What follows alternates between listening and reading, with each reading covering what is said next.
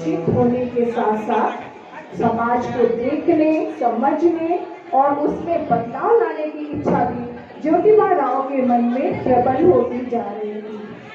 वे समाज में होने वाली अनेक घटनाओं का विश्लेषण अपनी पत्नी सावित्री से प्रतिदिन अवश्य करते।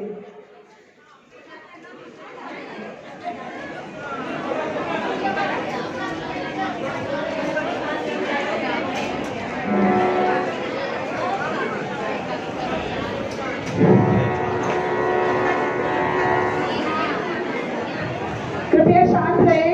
आपके सामने बहुत ही खूबसूरत नाटक प्रस्तुत किया जा रहा है। आप अगर अच्छे से देखेंगे तो आपको भी कुछ समझ में आएगा।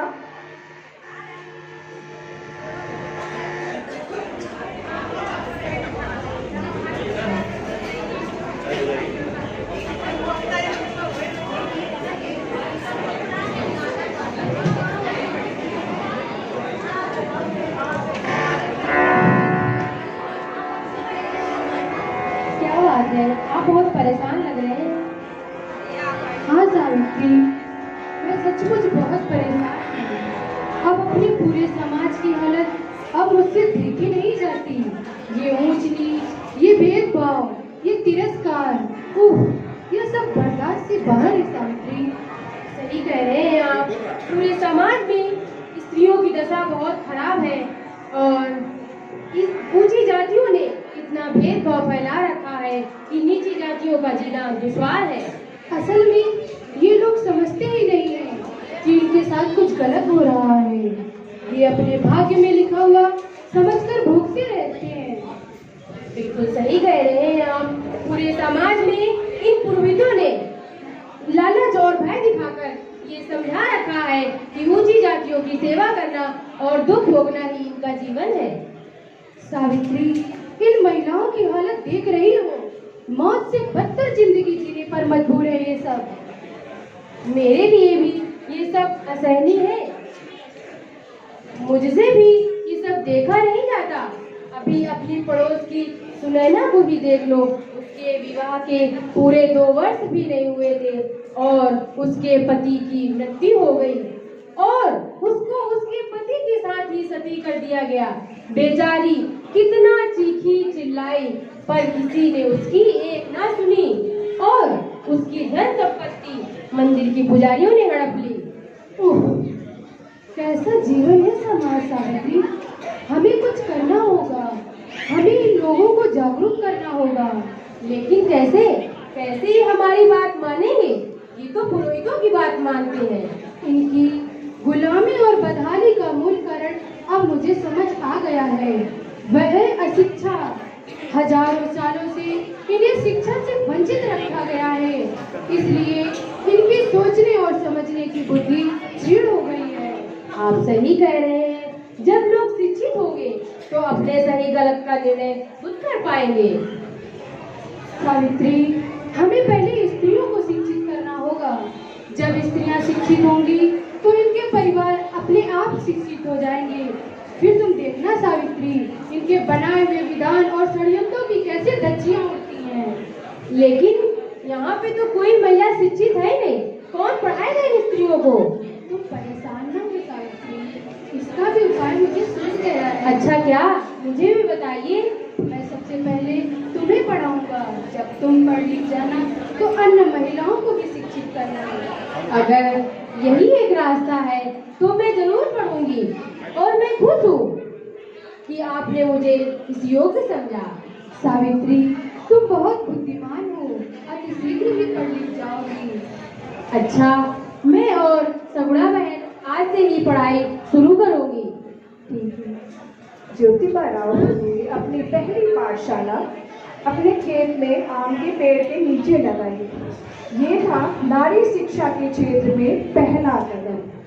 सावित्रीबाई फुले और सगुणाबाई फुले उस पाठशाला की पहली 2 छात्राएं।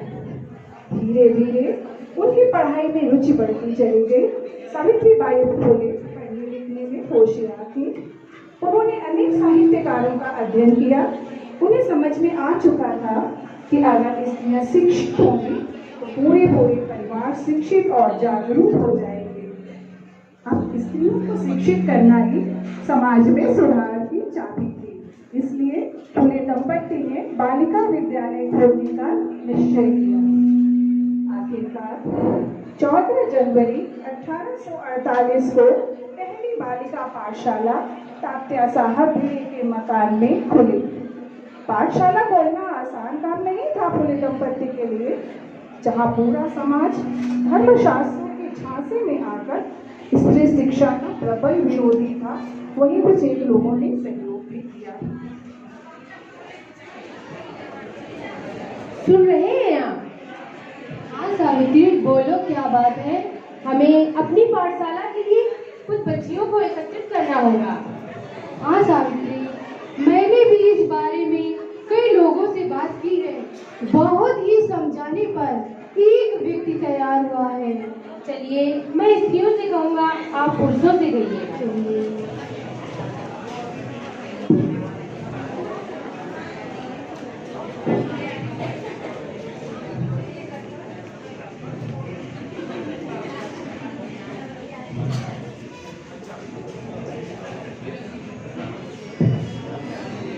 बहन, दरवाजा खोलो।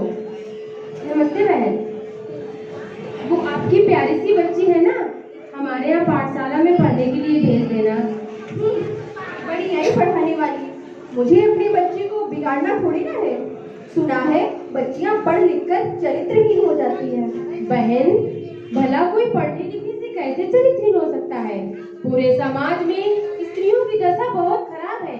अगर बच्चियां पढ़ लिख जाएंगी तो वो अपना सही गलत का निर्णय खुद कर पाएंगी और वो समझ पाएंगी कि पूरी दुनिया में स्त्रियां गुलामी की जिंदगी नहीं जीती। ठीक है बहन, पर जो तुम पढ़ाने चली हो, ये समाज के ठेकेदार तुम्हारा जीना मुश्किल कर देंगे। अब जो भी हो देखा जाएगा।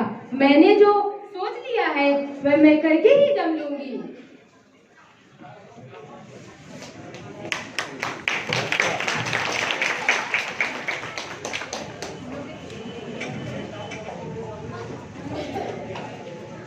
भाई साहब, मेरी पत्नी सावित्री ने एक पाठशाला खोली है। अपनी बच्ची को पढ़ने के लिए भेज देना। क्या ज्योतिबा, तुम भी क्या नई रीत चलाते हो? लड़कियां पढ़ती लिखती थोड़ी ना है, वो तो चूल्हा चौका संभालती, इसी लायक तो है वो। भाई साहब, जब बच्चियां पढ़ लिख जाएंगी तो वो चूल्हा चौका के साथ साथ अपने परिवार को भी शिक्षित कर पाएंगी और वह सोच पाएंगी क्या सही है और क्या गलत। अच्छा ज्योतिबा, तुम कहते हो तो मैं भेज देता हूँ, ठीक है। सावित्री और ज्योतिबा की बातें सुनकर महिलाओं में एक हिम्मत से आ जाती है। वे सोचती हैं, सावित्री पढ़ लिख कर कितनी अच्छी बातें करती है। जब हमारी बच्चियां भी पाठशाला में जाएंगी तो ये भी ऐसी ही बातें करेंगी, ये भी होशियार हो जाएंगी। सावित्री की पाठशाला में पहली बार 6 लड़कियों ने प्रवेश लिया। अन्नपूर्णा, सोमवती, दुर्गा, माधवी, सोनू और जानू। ये था सावित्री बाई फुले का दृढ़ निश्चय, जिन्होंने स्त्रियों को शिक्षित करने और उनकी दशा सुधारने के लिए पूरे समाज से विरोध ले लिया था। आओ बच्चों, आओ अंदर आओ, ये आपकी ही पाठशाला है।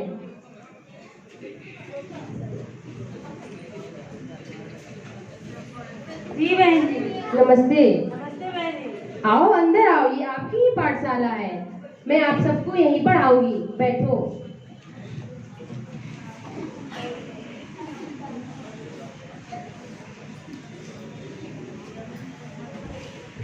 आप हमें क्या पढ़ाएंगी बहन जी?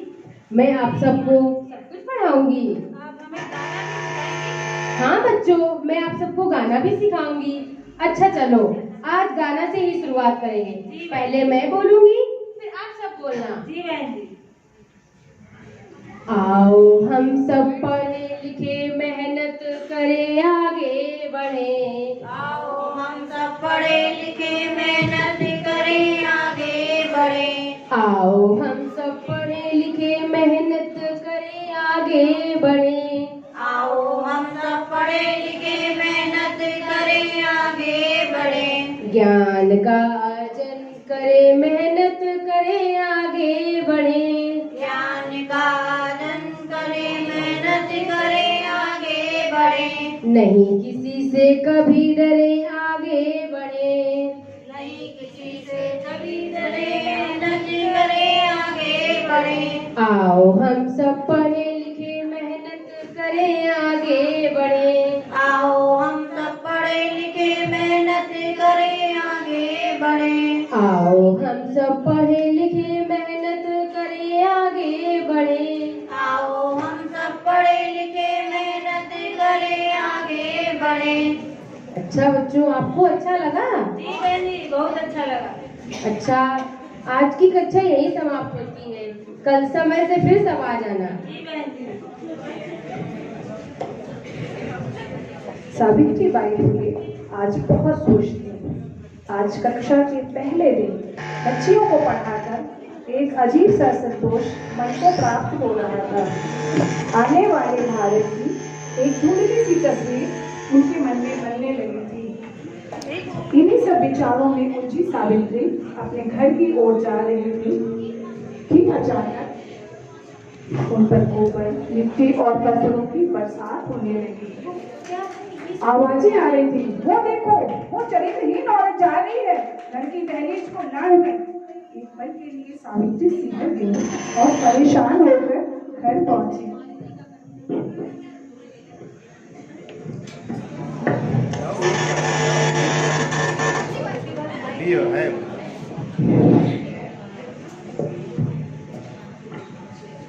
सावित्री, क्या बात है? तुम क्यों रो रही हो?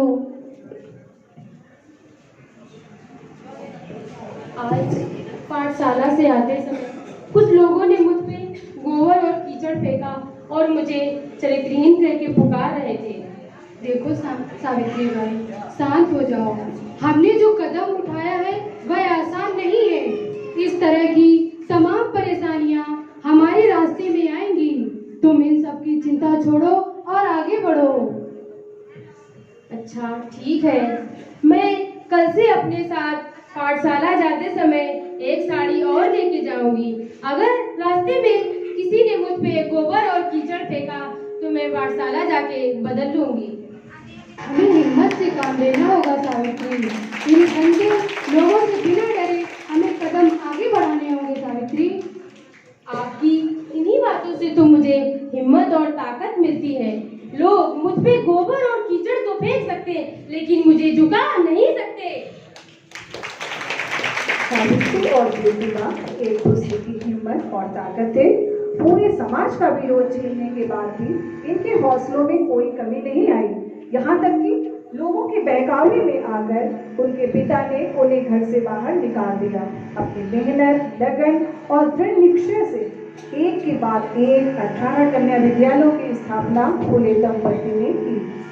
अगर आज स्त्रियां भारत के कोने कोने में बुद्धि के अभाव में नैतिकता, नैतिकता के अभाव में प्रगति रुक गई, प्रगति के अभाव में संपत्ति गई। यानी समस्त विपत्तियों का मूल कारण है अशिक्षा, अशिक्षा, अशिक्षा।